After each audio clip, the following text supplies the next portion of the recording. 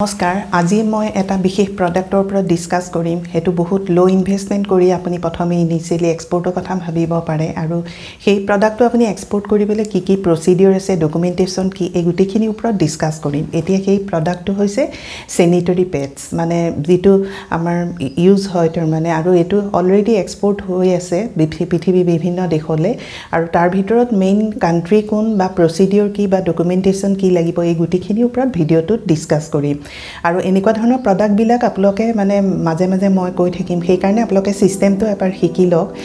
লৈ আপোনালোকে মানে এক্সপোৰ্টৰ কাম আৰম্ভ কৰিব পাৰে আৰু কাৰণ সিস্টেমটো জানাটো দৰকাৰী কাৰণ যেহেতু পেমেন্টৰ কথা আছে বা বায়াৰ কেনেকৈ চাব বা কোন দেশত চাব বা প্ৰডাক্টটো কোন দেশলে অলৰেডি হৈ আছে বা এইচএস কোড কি বা ডকুমেন্টেশন কি এই গুটিখিনি আমাৰ সিস্টেমত শিকোৱা হয় কন্টাক্ট নাম্বাৰ দিয়া আছে কন্টাক্ট কৰক ফাইনান্সিয়েল ইয়াৰত মানে 1 crore 45 lakhs 67,000 export হৈছে ইন্ডিয়াৰ পৰা এতিয়া ইন্ডিয়াৰ পৰা কোন দেশলে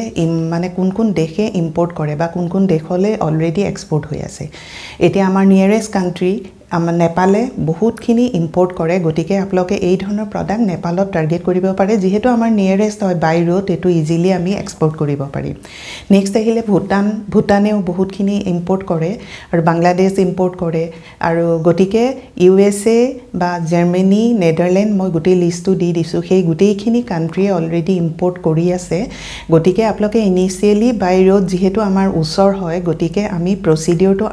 শিকি লৈ সিস্টেমটো শিকি লৈ আমি এই প্ৰডাক্টটো মানে নেপালত এক্সপোৰ্ট কৰিব পাৰো তাৰ কাৰণে আপোনালোকে মানে খালি প্ৰডাক্টটো খালি কোৱালিটি প্ৰডাক্ট লাগিব আৰু ইয়াতে তো এই প্ৰডাক্টটোৰ মানে ম্যানুফ্যাকচাৰিং আছে এতিয়া নাম্বাৰ 1 দিল্লী গুজৰাট আহমেদাবাদ আৰু ইফালে মহাৰাষ্ট্ৰ আৰু তামিলনাডু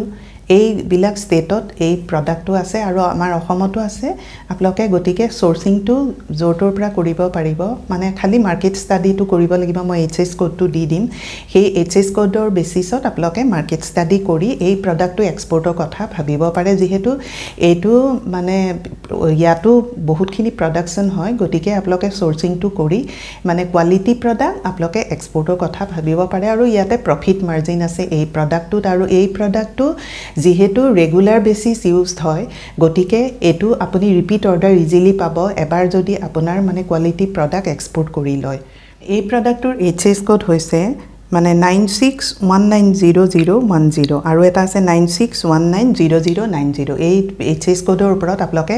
মাৰ্কেট ৰিসাৰ্চ কৰি আপোনালোকে ইজিলি গুটেখিনি নলেজ পাব পাৰে এতিয়া যেহেতু আমাৰ নেপালে প্ৰচুৰ পৰিমাণে ইন্ডিয়াৰ পৰা এই প্ৰডাক্টটো ইম্পোৰ্ট কৰে মানে কিনে গতিকে আমাৰ সেল কৰিবলৈ সেই কান্ট্ৰি বিলাক যেহেতু আমাৰ অসমৰ পৰা একদম নিয়াৰেষ্ট হয় বৰ্ডাৰে দি আমি বাই ৰোড আমি ইজিলি পঠাব পাৰিম গতিকে তাত আমি খালি বায়াৰ চাব লাগিব আৰু সিস্টেমটো শিকিব লাগিব সেইখিনি শিকি লৈ আপোনালোকে এই ধৰণৰ প্ৰডাক্টত মানে কোৱালিটি প্ৰডাক্ট আপোনালোকে চাই লৈ মানে এক্সপোৰ্টৰ কথা ভাবিব পাৰে ইলে ডকুমেন্টেশন কি লাগিব এতিয়া ডকুমেন্টেশন মই আগতে কৈছো যে আপোনালোকে আইসি লাগিব আইসি উলিয়াবলৈ আপোনালোকক কি লাগিব ট্ৰেড লাইসেন্স জিএসটি গতিকে আপোনাৰ আইসি হৈ গল ইম্পোৰ্ট এক্সপোৰ্ট লাইসেন্স এখন ম্যান্ডেটৰী ডকুমেন্ট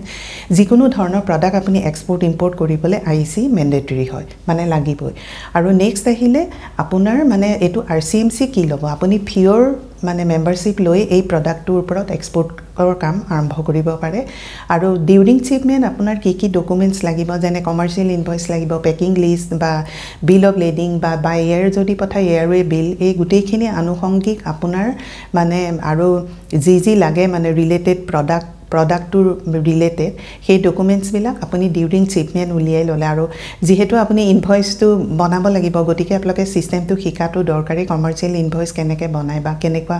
কি হয় পেকিং লিষ্ট কেনেকৈ কৰে এই গুটেইখিনি আমাৰ সিস্টেমত শিকোৱা হয় এবাৰ শিকি লওক আৰু তাৰ পাছত আপুনি এডি কোডটো বেংকৰ পৰা ল'ব লাগিব কেনেকৈ ল'ব লাগিব বা কোড পোৰ্টত ৰেজিষ্ট্ৰেচন কৰিব লাগিব বা যেটো পোৰ্টে দি পঠাই বা বৰ্ডাৰে দি পঠাই বা বাই এয়াৰ পঠাই তাতে আপুনি এডি কোড ৰেজিষ্টাৰ কৰিব লাগিব এটো আপুনি বেংকৰ পৰা পাব আৰু তাৰ পাছত আপোনাৰ এক্সপোৰ্ট হৈ গল আপোনাৰ পেমেন্ট আহি গল তাৰ পাছত মই সদায় কৈ আছো যে পেমেন্ট আহিলো আপোনাৰ এক্সপোৰ্টটো অফিচিয়ালি ক্লোজ নহয় তাৰ কাৰণে আপুনি বেংকত ইবিআৰসি সাৰ্টিফিকেটখনৰ কাৰণে এপ্লাই কৰিব লাগিব ইলেক্ট্ৰনিক বেংক ৰিয়েলাইজেচন সাৰ্টিফিকেট যেটো আপোনাৰ মানে বেংকে ডিজিএফটি এৰ পৰা আপুনি উলিয়াব পাৰিব আপুনি গৈ বেংকত গলে হল আৰু তেতিয়া আপোনাৰ অফিচিয়ালি মানে এক্সপোৰ্টৰ কাম ক্লোজ হ'ব এতিয়া আজি ভিডিওটোৰ পৰা এটা ইন্টাৰেষ্টিং প্ৰডাক্ট বা যেটো আমাৰ নিয়েৰেষ্ট কাণ্ট্ৰিবিলাকত অলৰেডি প্ৰচুৰ পৰিমাণে এক্সপোৰ্ট হৈ আছে গতিকে এই প্ৰডাক্টটো আমি নাভাবোঁ কিয় যেহেতু আমাৰ অসমৰ পৰা মানে একদম নিয়েৰেষ্ট হয় নেপাল বা ল্যাঙ্গুৱেজ প্ৰবলেম নাই হিন্দীটো ইজিলি আমি কমিউনিকেশ্যন কৰিব পাৰোঁ সেইটো এটা আমাৰ গ্ৰেট এডভান্টেজ ভুটান আমি কৰিব পাৰোঁ বা বাংলাদেশ আমি কৰিব পাৰোঁ মেইনলি আপোনালোকে নেপাল ভুটান এই দুখন কাণ্ট্ৰি আপোনালোকে ইনিচিয়েলি টাৰ্গেট কৰি আপোনালোকে এক্সপোৰ্টৰ কাম আৰম্ভ কৰিব পাৰে আৰু যিসকলে এই ভিডিঅ'টো নতুনকৈ চাইছে ছাবস্ক্ৰাইব কৰি থ'ব বা নতুন মই এনেকুৱা প্ৰডাক্টৰ ওপৰত আপডেট দি থাকিম থেংক ইউ ফৰ ৱাচিং দিছ ভিডিঅ'